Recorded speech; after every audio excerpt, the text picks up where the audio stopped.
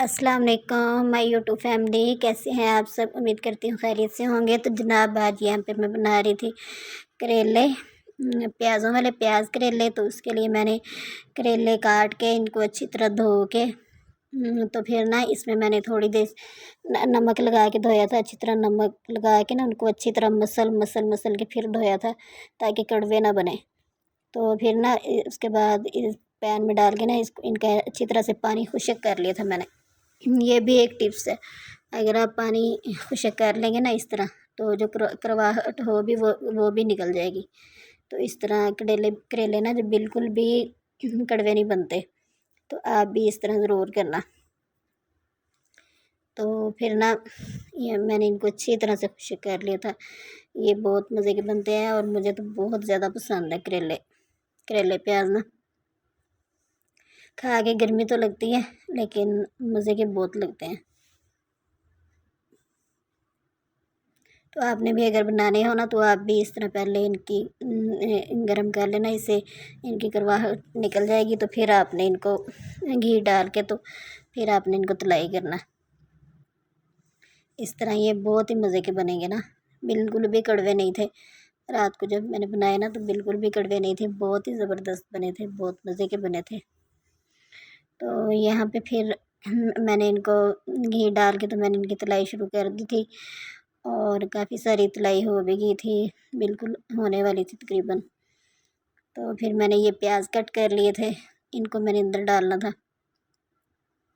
और फिर ये मैंने करेले तलाई करके ना इनको निकाल लिया था। फिर ये मैंने उसी में प्याज डाल दिए पैन में, उसी घी में।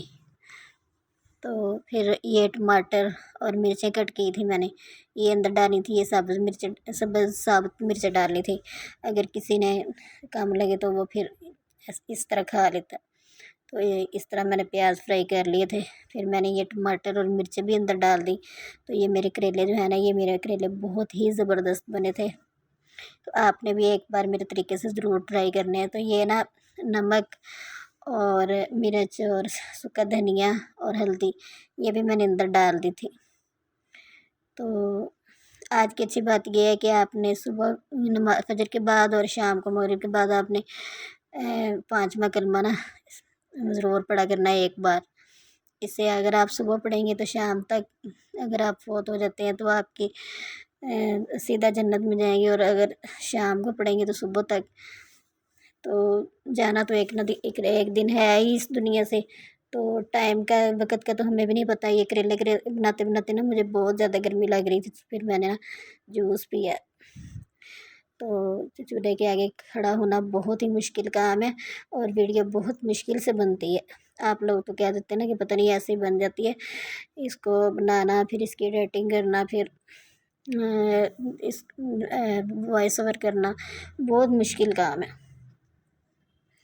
लेकिन फिर भी अल्लाह का शुक्र है कि मैं तो पंखा नहीं चलाती, लेकिन एसी लगा हुआ है तो एसी चला के कर लेती हूँ। लेकिन जिन बेचारों के पास नहीं है वो तो गर्मी में करते हैं ना, तो बहुत मुश्किल काम होता है, बहुत मुश्किल से वीडियो बनती है। तो प्लीज़ आप ज़रूर सपोर्ट किया करें।